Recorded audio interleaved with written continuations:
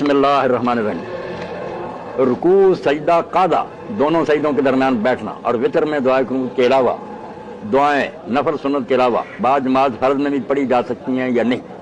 पहला सवाल कि नमाज के सारे हिस्सों में जो दुआएं पढ़ी जाती हैं उनके अलावा भी दुआएं पढ़ सकता है, और आया फर्ज में और नफलों में कोई फर्क है? फर्जों में नहीं पढ़ सकता, नफलों में ये है। इसमें जो ये बात लिखी ना कादा दोनों सजदों के दरमियान बैठना, ये नहीं की, क्योंकि दोनों सजदों के दरमियान बैठना जो है उसको जलसा कहते हैं।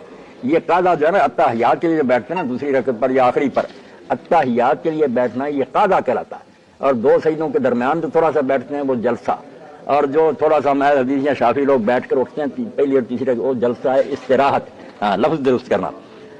अब इस बारे में आप समझ लें कि नमाज के किसी हिस्सा में भी जौन सी दुआ चाहे आप रोक कर करें ना, उससे नमाज का कुछ नहीं बिगड़ता, नमाज में जान पैदा होती है।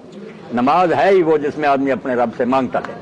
इसलिए इमाम इब्न क़य्यिम ने ज़ादुल मआद में 7 मौके सही हदीसों से बयान किए कि अल्लाह के रसूल अल्लाह अकबर कहते ये अदिया इस्तिफ्ता शुरू में कभी सुभानक अल्लाह, कभी अल्लाह बात बैनी, कभी वजह तो वजह, बहुत दुआएं आपने की है। ये नमूना दे दिया कि यहाँ दुआएं हो सकती। इसी तरह रुकू में भी आपने सुभानक अल्लाहुम्मा रब्बना व बिहम्दिक अल्लाहुम्मा अग़फिर, इस पर भी इमाम बुखारी ने बांधा कि रुकू में भी दुआ अल्लाहुम्मा अग़फिर दुआ।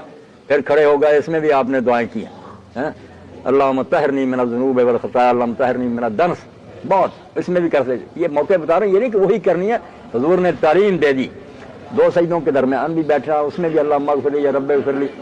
सजदे में भी, सजदे में तो खुसूसन आपने हुक्म फरमाया ना कि बंदा अपने रब के सबसे ज्यादा करीब सजदे में होता है, इसलिए वो जोर लगा दे दुआओं में, फ़क़ामिन नहीं मुस्तजाब। सजदे में की हुई दुआओं के बारे में जमानत है कि वो कबूल होगी। ये पाँव पढ़कर आप मांग रहे हैं, तशहुद में भी पढ़ सकते हैं, कुनूत में भी पढ़ सकते। 7 मौके हो गए जहां आदमी दुआएं कर सकता है। अब रही बात फर्ज और नफल की, कोई फर्क नहीं। फर्जों में आप दुआएं करें, नफलों में करें, ये फर्क अपनी तरफ से ही बनाया हुआ है। मौलाना मोहम्मद मंजूर नमानी रहमतुल्लाह अलैह हनफी थे, उन्होंने भी मारिफुल हदीस में कहा यार फर्क कहीं मिलता नहीं।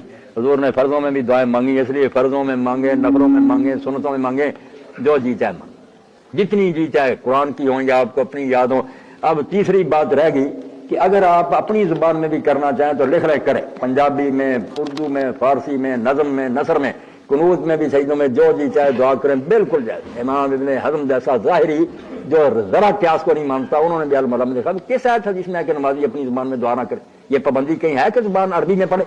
सिर्फ कुरान के लिए पाबंदी है कि सूरा फातिहा और जो सूरत है उसके साथ इसको अगर हम ट्रांसलेट कर लें तर्जमा, तो फिर वो अल्लाह का कलाम ही रहेगा। जितना अच्छा करने वाला नहीं बंदे का कलाम, ये अरबी मुबीन में पड़ेगी, अरबी में।